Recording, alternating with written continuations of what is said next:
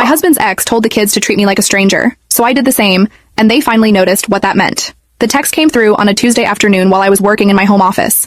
My stepdaughter Hazel, 14, had left her phone on the kitchen counter while she was upstairs in the bathroom. I'd gone to grab coffee and saw the screen light up. The preview showed enough. Mom says we don't have to pretend anymore. Just be polite like she's Dad's roommate. I stood there holding my coffee mug, reading those words over and over. Each time felt like a small knife twisting. I'd been in their lives for 3 years, married to their dad Trevor for 2. In that time, I'd learned everything about these kids. I knew that Hazel needed her backpack placed by the front door the night before school, or she'd have a complete meltdown in the morning. That Owen, 11, only ate sandwiches cut diagonally, never straight across, because the diagonal cuts made them taste better somehow.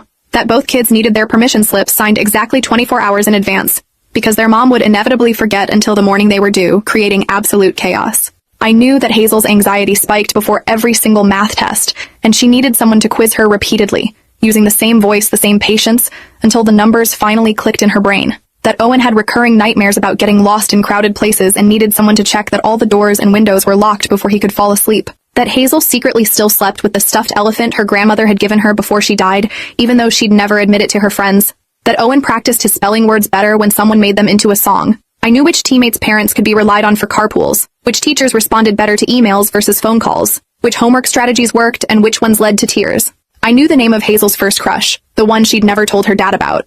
I knew that Owen was being quietly bullied by a kid in his class, but was too ashamed to tell anyone. I knew all of this because I'd paid attention, because I'd shown up, because I'd cared. Their biological mom, Vanessa, had been poisoning them against me slowly since the day Trevor and I started dating. Little comments dropped casually into conversations. How I was probably temporary. How real families don't include replacement. How their dad would eventually come to his senses and realize what he'd lost. She'd skip her weekends with them, then tell the kids I'd probably convinced their dad she shouldn't come around as much. She bought them new phones specifically to text them during our family dinners, asking what I was feeding them, if I was being nice to them, reminding them constantly that she was their real mother and I was just someone passing through.